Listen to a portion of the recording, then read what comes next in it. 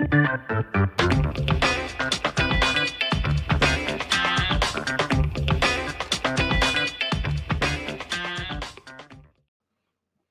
So talking more in detail about the exam, it's a 4-hour total test, or you've got 4 hours in the room at the proctored test center, and they've got 200 questions on the test, and only 175 of those are real, but there's no way to tell which 25 are pilots. Excluded. But that way, you know, your test will not be exactly the same as anybody else's test. So someone could be sitting right next to you taking the PMP exam and have a completely different exam. But Okay. they want to make it fair, so that's why they have those pilot questions, to make sure that if you've got, you know, if you pass the test, they want to make sure that everybody who passes the test also gets the pilot questions right. And again, in the same proportion that you got the test questions correct, they want to make sure you perform appropriately on the pilot questions. So they want to make sure that as they refine and change the test, that it's fair, but it's not the same. Okay. So All right. again, and all the questions are multiple choice, which you might necessarily have to draw diagrams or do some calculation, but there's only one correct answer. Well, I say there's only one correct answer, but they might have 2 or 3 correct answers. But the problem is you've got to pick the best correct answer. So one of my test tips that I would suggest, and I've got a little Facebook site that I'll put some Rogers Education products. I'll put some test tips on daily, you know, during this 2-week period. But begin with the end in mind. So read all the answers first. So that way you don't read the question and just jump on the first answer that you think is right, because there may be one that's more right, or so that you don't start performing a calculation that you don't really need to do because it's a verbal, all the answers are verbal. Or, Now here's the question.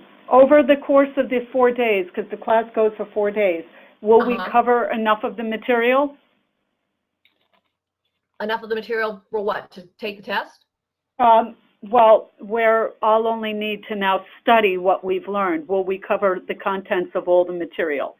Well, we'll cover all of the PMBOK, but like I said, you know, you've got to know a little bit of economics and contracts and legal and interpersonal relationships and communication skills. But I assume from your project management expertise and just the fact that you're a good talker that you've got most of that stuff going. Yes. Yep. You know, that's the things outside of the PMBOK. Okay. So the way they grade you is on each of the 5 process groups. And so basically, you know, you want to get above target or on target in each of the 5 areas. And that's, again, why they want you to have cross process group experience. And basically, you'll get the result right there at the test. So, okay. You know, I mean, for a lot of them. Okay. Huh? That seems to be the ongoing, you know, exam process. You get the scoring right then and there. As soon as you finish, it scores you. Yes. So you don't have to worry about it. Okay. And I think that's good, because then, you know, and then it'll tell you, you know, exactly what areas you did a great job in and then which ones you didn't do so well in. Okay. So, and then here are the project management process groups: initiating, planning, executing, monitoring, controlling, and closing.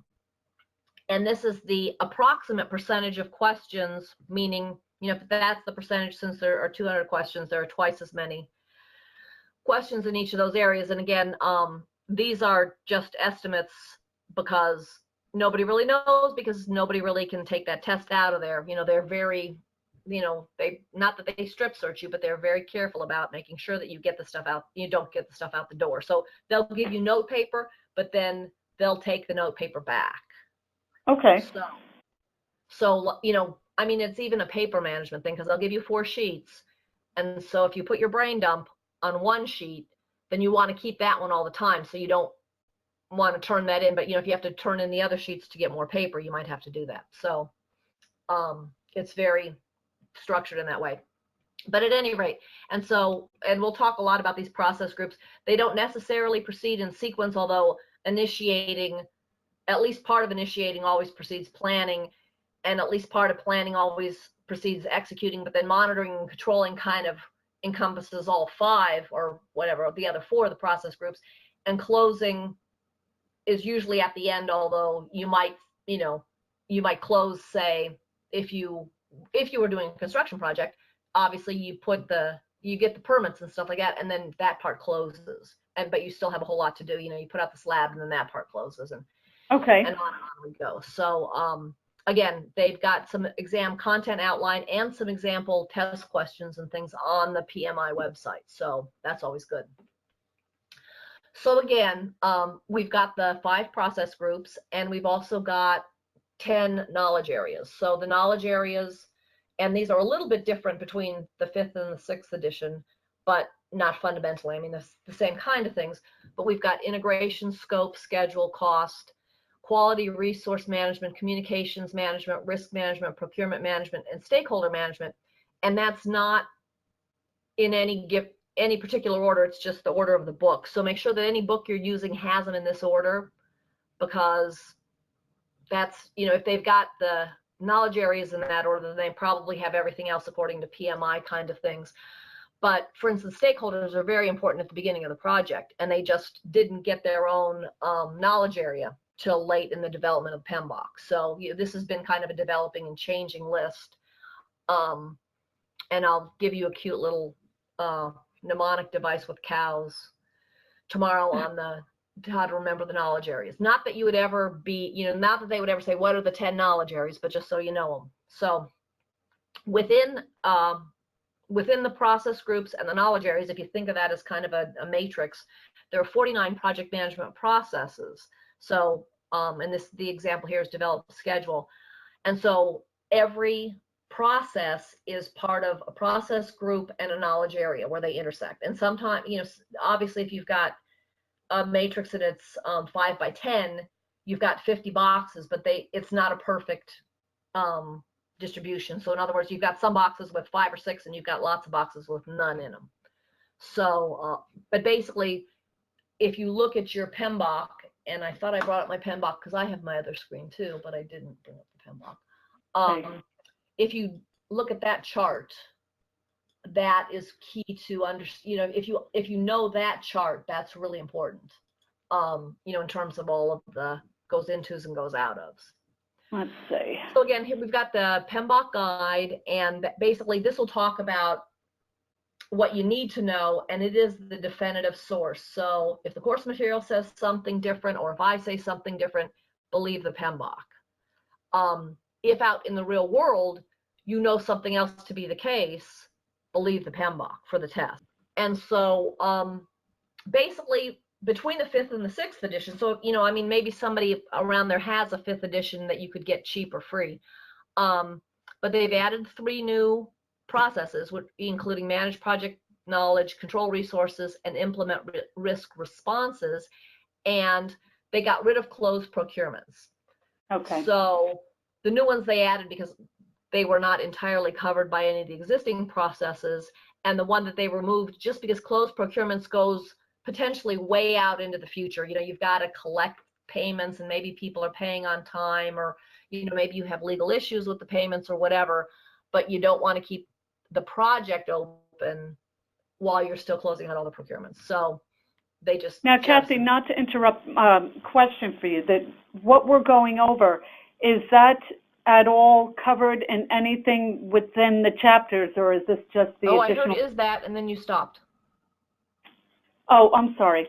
What we're discussing right now as far as the application and some of the questions, is any of that discussed where Regina could access that prior to starting the class tomorrow, or is it something that I would?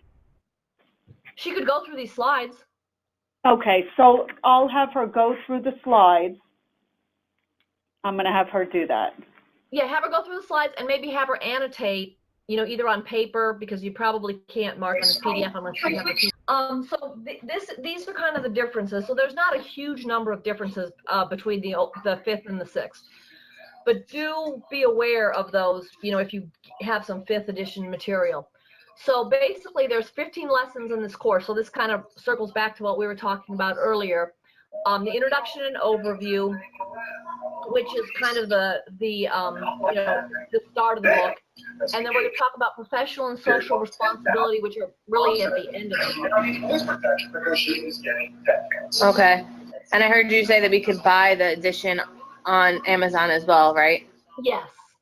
But you can also get it free from PMI, the just soft copy. And I like soft copy because then you can search it for, say, terminology and try to discern how important something might be by how many times it occurs in the book. But we would have to become a member in order to get the soft copy, would we not? Right. Okay. So it's that's only $129. And I say only, but they're not giving me a piece of that action. Okay. No, I mean, they provided me with what we would get, and I sent that to Regina as part of the class, but what is the membership? And, you know, the key is maybe it's more beneficial for us for the time being to buy the PMBOK through Amazon. True. And that's then the only way you're going to get a hard copy. And there's something I like about reading a hard copy book. Me too. Yeah, I think the hard copy is the best. You can dog ear the pages and stuff like that. And so so these are the 15 things we're going to talk about, and we're going to talk about the project management framework, and that's kind of the basis upon which all of the PMBOK sits. And so that's sort of your pre-knowledge, as it were, everything you know about project management already. And then we'll talk, we mentioned the 5 process groups and the 10 knowledge areas, and then there are the 49 processes.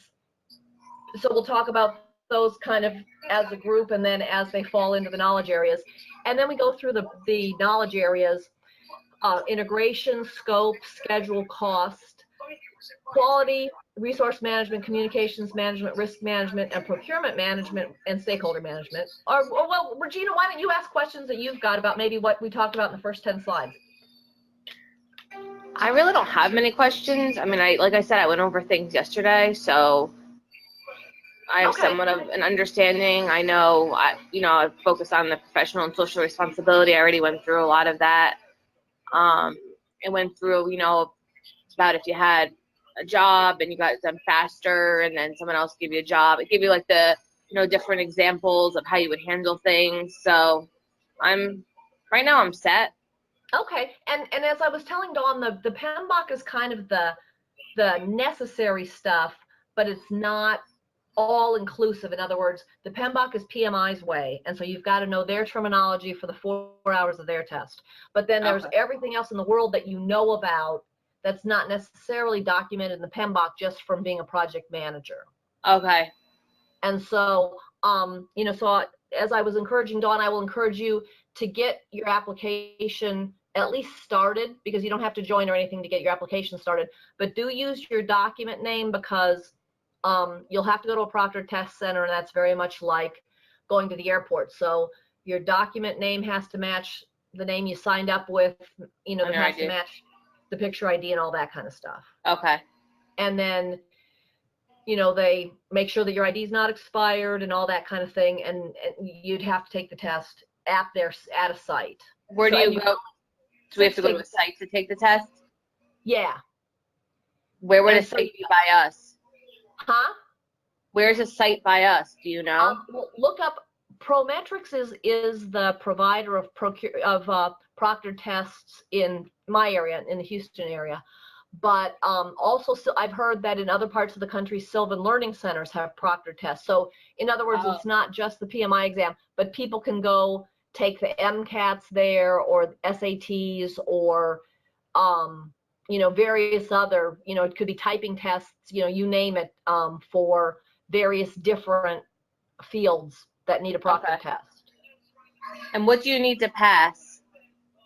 Well, they don't exactly say what you need to pass, but the conventional wisdom is about 70%. You've got to get about 70% of the actual questions right. There were 200 questions on the test. And you need to get 175. And then it said something about there's only 175. Yeah, so there's 175 real questions, and then there are 25 pilot questions to keep the test fair and honest. But, if you and Dawn were sitting there at the same exam center at the same time, you might not have the same questions, and you wouldn't have them in the same order. So But that just to keep it fair, they introduce new questions, and they want to make sure that people who pass perform equitably on the pilot questions, and so they introduce those and rotate them around. So basically you've got, but you don't know which ones are the pilots. But all I would say is, you know, for your mental state, if you hit a question and you think, I've never read this, I've never heard of this, you know, I have no, the words are all English, but I don't understand it, just assume that's a pilot question. So, you know, don't let it derail your whole testing train of thought. Okay. And just keep moving on. But, you know, do take the test really seriously, and go someplace with an uncomfortable chair in kind of a sort of a not exactly, you know, library quiet place, although the library might be a good place, but like sit near the entrance or the reference desk or something where people are talking, because you never know what's going on. You know, somebody was taking a typing test next to me, you know, in one seat, and I'm thinking, why are they typing like a Mad Hatter? I mean, that's the only thing I could think of later. And then in the next seat, I don't know what test they were taking, but they would come and go and come and go. And I'm thinking, how did they finish? Because they're taking some completely different test. Okay. And so you've got to be able to kind of screen out that kind of stuff. So I'll try to pass on a lot of test tips as we go along. Okay, that helps. Thank you.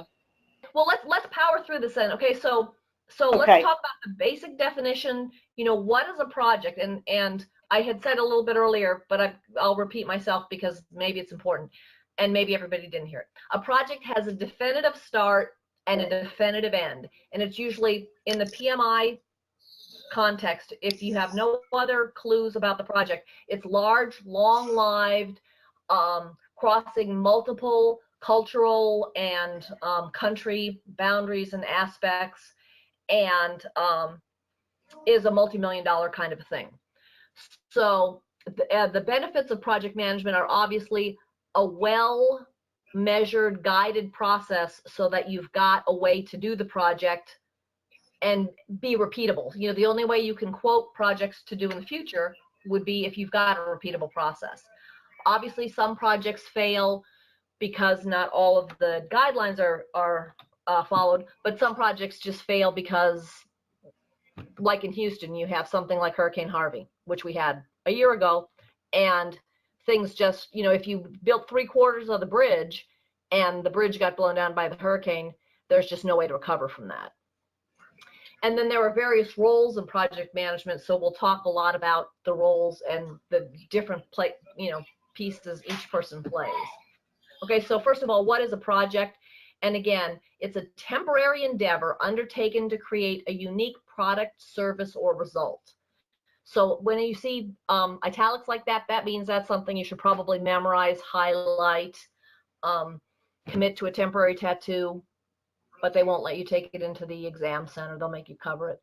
So again, it's a temporary endeavor, which seems kind of odd because, you know, you think of, say, maybe the space station as a project, and that doesn't seem very temporary, but getting all the pieces up there is the project. And then the operations is a different thing. So projects are performed by people, obviously constrained by limited resources, are completed once and finished. So again, not the operations. They're planned, executed, and controlled. They're temporary in nature because it starts and it ends very definitively.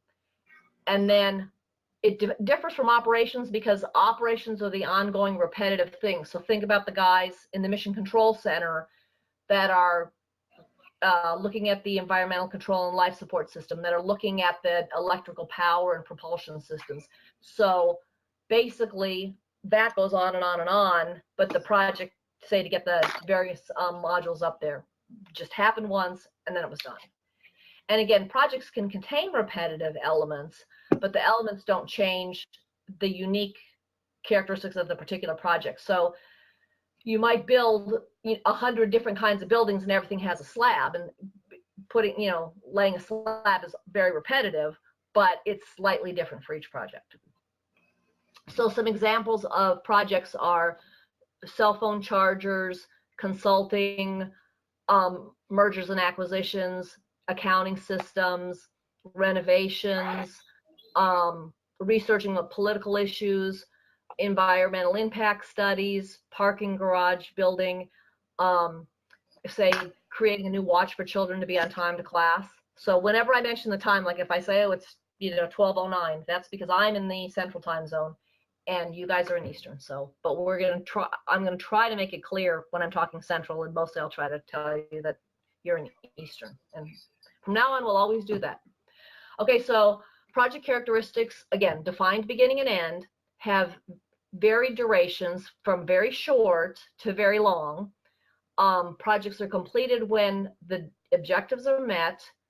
And of course, the goals and objectives can't be met if they can't be met within time, budget, available resources, or chosen technology, or funding is exhausted, or the reason for the project has changed or been eliminated. You may be overcome by events. There may be something, maybe you were creating VHS tapes and all of a sudden nobody uses those anymore. Legal compliance, what have you. And then again, legal or contractual issues can result in project closure. So project drivers include change. So anytime you want to transform your business, if there's a strategic movement from one gear to another, maybe you have organizational growth, and again, mergers and acquisitions. Another driver for projects is to increase business value. So that could be a new opportunity, a response to competition, the global marketplace, decreasing profit margins. So any way that enables your business value, and these are all including but not limited to kind of lists.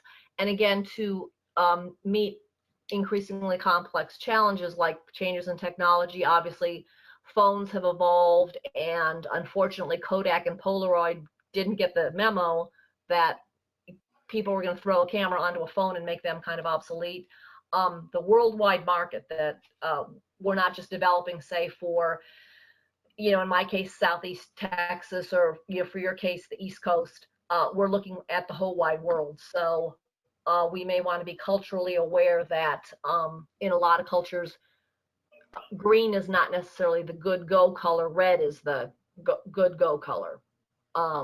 So again, we've got to be aware of these cultural fundamentals.